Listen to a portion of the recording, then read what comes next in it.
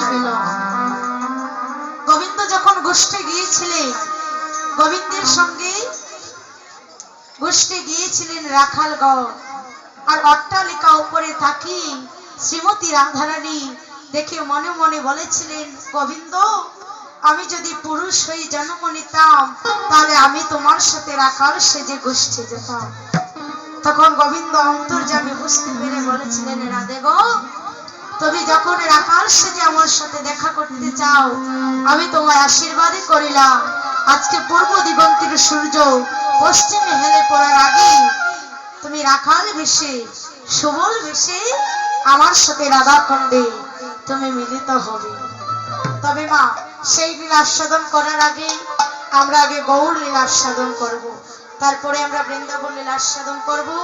তাই আজ শ্রীরাম নবদ্বীপে ভাবটা কেমন? আজ শ্রীরাম নবদ্বীপ মাঝে সচির সুত গৌরাঙ্গ সুন্দর আজ ভক্তগণ সঙ্গিনী তিনি আজ হরিনাম সংকীর্তন মাঝে আনন্দে নৃত্য করছে। আমার মহাপ্রভু নৃত্য করেন কেমন করে? না দুটি বাহু প্রসারিত করে। হরিবল। মায়েরা সবাই মিলে হাত তুলবেন, উলুধ্বনি করবেন। হাইরে নাচে রে গৌরাঙ্গ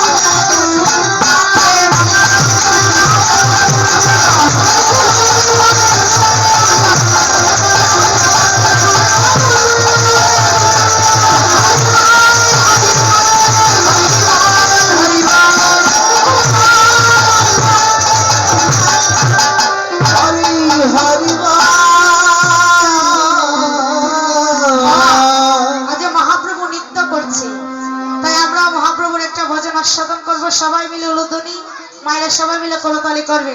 প্রেম সে বলো মহাপ্রভু কি, মহাপ্রভু কি, ভক্তবৃন্দ কি, সাধু গুরু বৈষ্ণব কি, মায়েরা কি, ভক্তরাজে মায়েরা কি, সাধু গুরু বৈষ্ণব কি, ভক্তবৃন্দ কি। ভয় বলছো? জয় তো? একটু চিৎকার করে বলুন মহাপ্রভু কি। সবাই মিলে করতালি করবেন তো? কারা কারা করবেন দেখি হাতটা তুলে দেখি। কারা কারা করতালি করবেন একটু হাত তুলেন। না এভাবে বললে হবে না, দেখি কার হাত বেশি লম্বা। এবার দেখতে চাই কার হাতটা বেশি লম্বা। হ্যাঁ, তোলার মধ্যে ব্যস্ত আছে। কেউ এইভাবে তুলি আর কেউ এইভাবে তুলি। যারা এইভাবে তুলবি তাদের হাত লম্বা। কারা কারা তুলেছেন দেখি মা? তো সবাই মিলে করতালি করবেন তো? প্রেমানন্দে মেতে হরি বলো, হরি নামের বন্যা গেল। সবাই মিলে করতালি করবে। প্রেমানন্দে মেতে হরি বলো, হরি নামে বন্যা গেল। সবাই মিলে করতালি করবে। প্রেমানন্দে মেতে হরি বলো, হরি বলো, হরি নামে বন্যা গেল।